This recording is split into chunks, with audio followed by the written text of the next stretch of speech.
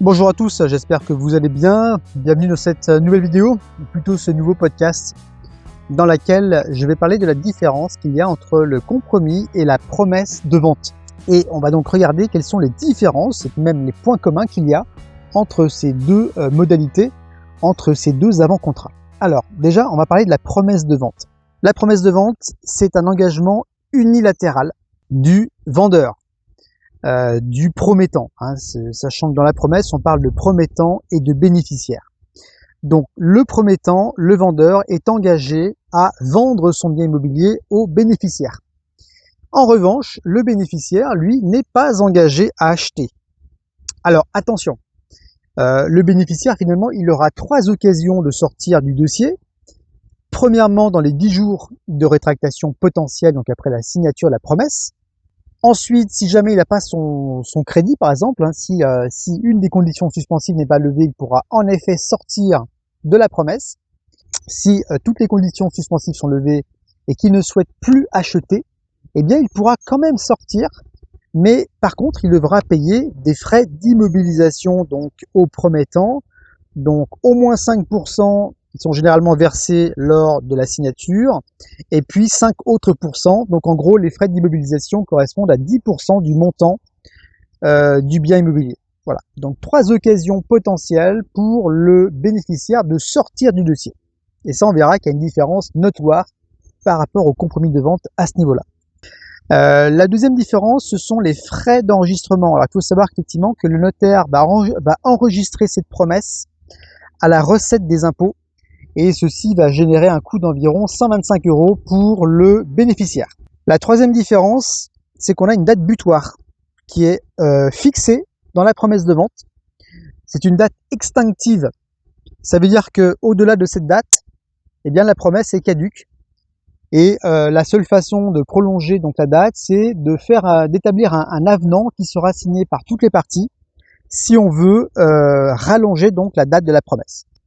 Alors, le compromis de vente, c'est un engagement, cette fois-ci, bilatéral. Ça veut dire que le vendeur est engagé à vendre et l'acquéreur est engagé à acheter. On va dire en fait que la vente, elle est quasiment faite. Et ça, c'est une vraie différence par rapport à la promesse.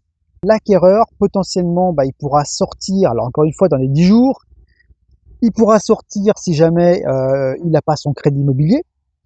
En revanche, s'il fait un caprice, si jamais il y a il y a ce qu'on appelle une force exécutoire dans le compromis de vente, eh bien le vendeur peut potentiellement forcer l'acquéreur à acheter son bien immobilier.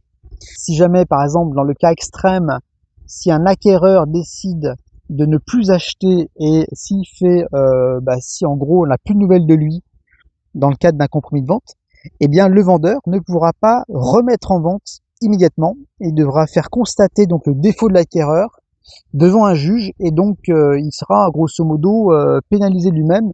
Il ne pourra pas remettre en vente à sa guise, contrairement à la promesse où là le vendeur pourra librement remettre en vente son immobilier. Voilà, donc là c'est quand même une différence assez notoire à ce niveau-là. Donc là il y a vraiment un engagement équivalent de chaque côté, tant du côté vendeur que du côté acquéreur. La deuxième chose, c'est qu'il n'y a pas de frais d'enregistrement, contrairement à la promesse, et il n'y a pas de date butoir. C'est-à-dire qu'en fait, on va fixer une date de signature de compromis de vente, mais cette date, elle pourra être, on pourra signer le compromis de vente après cette date sans difficulté. Alors, dans les deux cas, dans ces deux modalités, on va retrouver bien sûr la faculté de l'acquéreur de sortir du dossier, donc il y aura ces fameux 10 jours de rétractation. Il y aura donc cette indemnité d'immobilisation, donc on appelle ça le séquestre ou le dépôt de garantie, qui correspond généralement à 5% du prix de vente, donc qui devra être déposé par le bénéficiaire ou par l'acquéreur dans les deux cas. Et puis on a ces conditions suspensives, encore une fois, si jamais les conditions ne sont pas levées, l'acquéreur ou le bénéficiaire pourront sortir donc du dossier. Alors bon, généralement, il faut savoir que les notaires signent principalement des promesses de vente. Si vous avez une préférence, bien sûr, il va falloir choisir le notaire adéquat. On va dire que la promesse est peut-être un peu plus souple, puisqu'elle permet vraiment à l'acquéreur de sortir du dossier plus facilement que sur un compromis de vente.